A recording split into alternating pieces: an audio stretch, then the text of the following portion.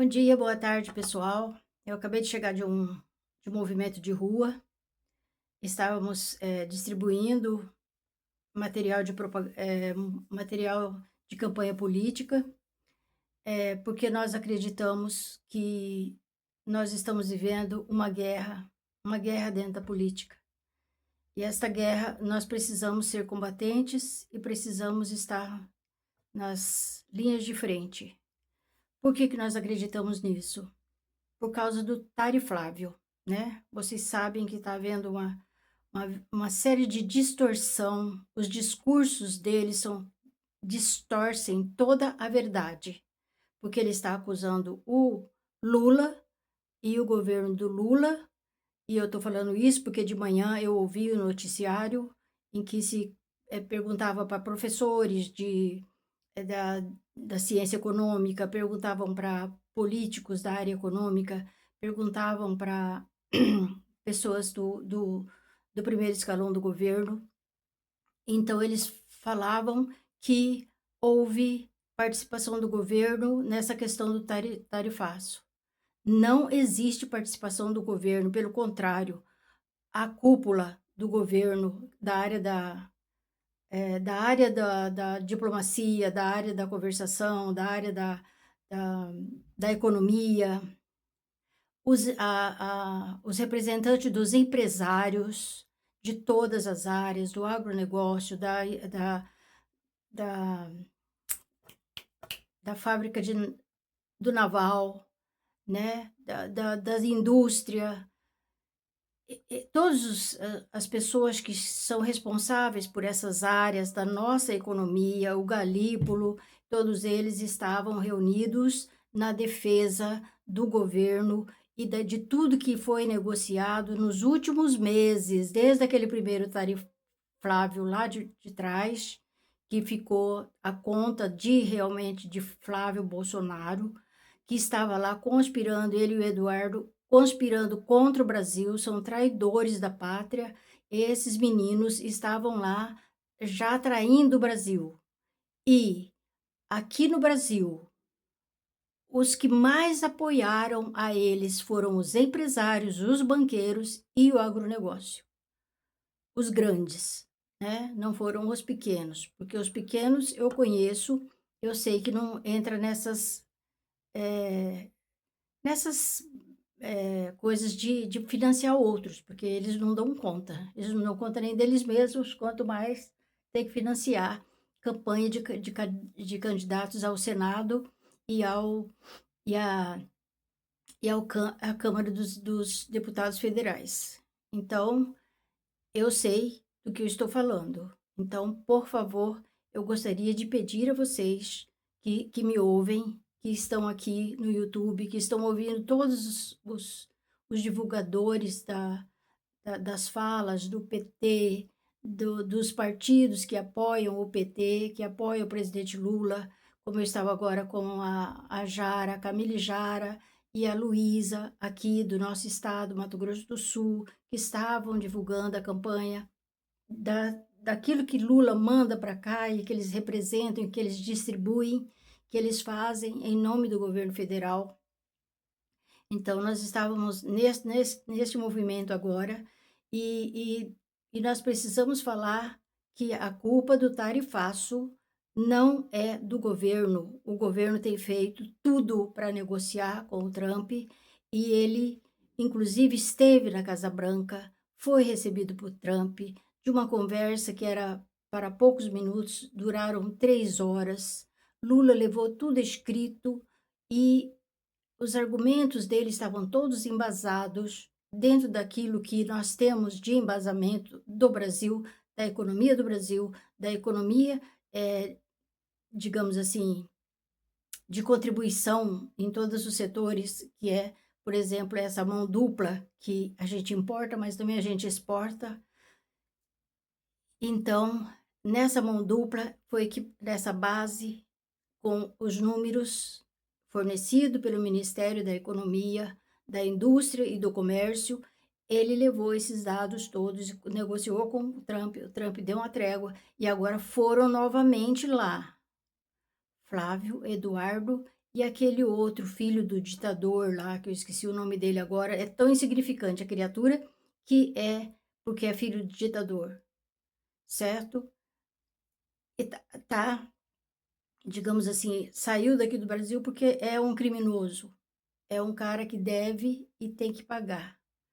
Então, estavam lá os 3, né, Paulo Figueiredo o nome dele, é um traidor da pátria. Ele, o Eduardo e o Flávio são traidores da pátria, porque eles estão lá conspirando, pagando, usando do nosso dinheiro, do desvio do Banco Master, dos aposentados, descontado de folha de funcionário público, de consignados, como foi o caso aqui de Mato Grosso do Sul, e eles estão fazendo isso com o nosso dinheiro para atrair o Brasil lá fora com o Trump, fornecendo, levando informações do nosso governo para o Trump e fazendo pacto com o Trump que se o Trump interferir na nossa política, na nossa política de continuação, que eles entregam tudo para o Trump.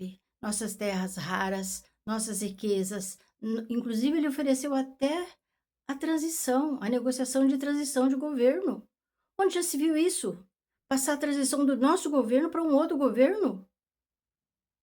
Que esse outro governo tem a ver conosco, com as nossas necessidades, com aquilo que vai ser discutido lá no LDO, no essas leis orçamentárias que precisam ser discutidas antes de se instalar um governo, porque o governo ele tem que prever o que ele vai gastar para o próximo ano. Então, todas essas coisas que são discutidas aqui, ele vai passar para outro governo. Indignem-se, brasileiros, porque já não é mais uma picuinha de adversário. É uma guerra que foi estabelecida, uma guerra diplomática, uma guerra econômica que foi estabelecida com fins apenas eleitoreiros, porque Flávio está morrendo de medo de perder a eleição, porque ele nem candidato ainda é, né? E ele está perdendo apoio no partido dele, ele está perdendo apoio da própria família e ele está perdendo apoio de muitos eleitores, que são os evangélicos, que estão entendendo o processo, estão sendo orientados por aqueles pastores que são honestos e que perceberam a fria que eles entraram em 2022 e estão fazendo o caminho de volta para a honestidade, para o que é correto, né? Que é fazer o trabalho deles como pastor de forma honesta, sem a interferência de políticos gananciosos que querem as igrejas para desvio de dinheiro e para campanha política. Esses pastores estão percebendo essa lograda e estão saindo fora também do bolsonarismo. Então a guerra já não é mais com a direita, porque tem muitas pessoas, eu já citei aqui várias vezes, da direita, como o Julien, que ele não se denomina de direita, mas ele é meio centro, e o Ottoni de Paula, um vereador político do Rio de Janeiro que conhece muito o Flávio Bolsonaro. E ele fala coisas horríveis de Bolsonaro. E não só do Jair, mas principalmente do Flávio, porque era com o Flávio que ele trabalhava na Alerj. Então, pessoal, vocês precisam fazer como os pastores, abrir os olhos, ouvir tanto direita como esquerda. Não ficam presos como o cavalo com cabresto.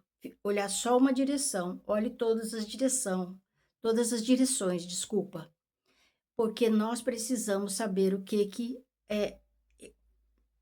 eles falam. E eles têm uma boa oratória, têm um bom discurso, mas é tudo, tudo, tudo mentira.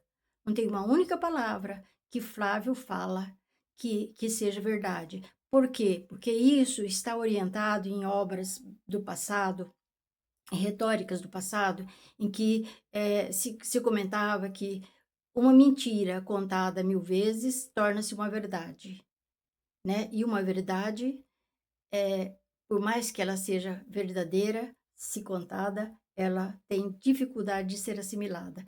Então, aquilo que Jesus falou, né? Voltando aqui aos ensinamentos evangélicos, são os ensinamentos cristãos, são os ensinamentos do que é uma moral, do que é ética política, quando Jesus disse, né, quando Jesus disse, é que nós precisamos analisar as coisas, não podemos acreditar na primeira fala, né, eles sempre dizem: "Esclarecei-vos", né, porque só o esclarecimento nos liberta, né, "e não acrediteis em todos os profetas, porque nem sempre eles são de Deus", né.